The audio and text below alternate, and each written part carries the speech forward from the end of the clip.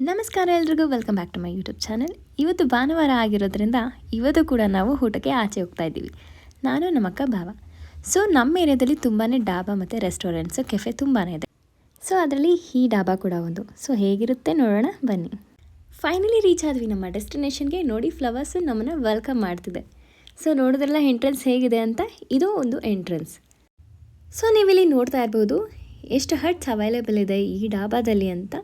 Big ಹಾಲ್ ಕೂಡ ಇದೆ. ನಿಮ್ಮ ಫ್ಯಾಮಿಲಿ ಜೊತೆ, ಫ್ರೆಂಡ್ಸ್ ಜೊತೆ ಬರ್ಬೋದು ನೀವಿಲ್ಲಿ. ನಿಮ್ಮ ಗ್ರೂಪಲ್ಲಿ ಯಾರಾದರೂ ನೇಚರ್ ಲವರ್ ಯಾರಾದರೂ ಇದ್ದರೆ ಅವ್ರಿಗೂ ಕೂಡ ತುಂಬಾ ಇಷ್ಟ ಆಗುತ್ತೆ ಈ ಪ್ಲೇಸ್. ಯಾಕಂದರೆ ಎಲ್ಲಿ ನೋಡಿದ್ರೂ ಗಿಡಗಳೇ ಕಾಣಿಸ್ತಾ ಇದೆ ಇಲ್ಲಿ. ಆ್ಯಂಡ್ ಲೈಟ್ ಅರೇಂಜ್ಮೆಂಟ್ ನೋಡ್ತಾ ಇದ್ದೀರಲ್ಲ ನೀವು, ಇದು ಕೂಡ ತುಂಬಾ ಚೆನ್ನಾಗಿ ಅರೇಂಜ್ಮೆಂಟ್ ಮಾಡಿದ್ದಾರೆ. ಫೋಟೋಶೂಟ್ಗೆಲ್ಲ ಚೆನ್ನಾಗಿದೆ ಈ ಪ್ಲೇಸು. ನೋಡ್ತಾ ಇದ್ದೀರಲ್ಲ ಹೇಗಿದೆ ಅಂತ, ಡೆಕೋರೇಷನ್ಸ್, ಆ್ಯಂಬಿಯನ್ಸ್ ಎಲ್ಲ ಹೇಗಿದೆ ಅಂತ ನೋಡ್ತಾ ಇದ್ದೀರಲ್ಲ. ಈಗ ಫುಡ್ಡಿಗೆ ಬರೋಣ. ಡಾಬಾಗಳಲ್ಲಿ ಫುಡ್ಡು ತುಂಬಾ ಮ್ಯಾಟ್ರ್ ಆಗುತ್ತೆ ಅಲ್ವಾ. ಸೊ ಅದೇ ರೀತಿ ಈ ಡಾಬಾದಲ್ಲಿ ಫುಡ್ ವೈಸು ಹೋದರೆ and quantity quality wise, look wise ನನಗೆ ಯಾವುದು ಕೂಡ ಇಷ್ಟ ಆಗಲಿಲ್ಲ. ನಾವಿಲ್ಲಿ ಮಟನ್ ಬಿರಿಯಾನಿ, ಮಟನ್ ಕಡಾಯಿ ಮತ್ತು ಚಿಕನ್ ಲಾಲಿಪಾಪ್ ಮತ್ತು ಚಿಕನ್ ಕ್ರಿಸ್ಪಿನ ಆರ್ಡರ್ ಮಾಡಿದ್ವಿ. ನೀವು ನೋಡ್ತಾ ಇರ್ಬೋದು ಮಟನ್ ಬಿರಿಯಾನಿ ಹೇಗಿದೆ ಅಂತ.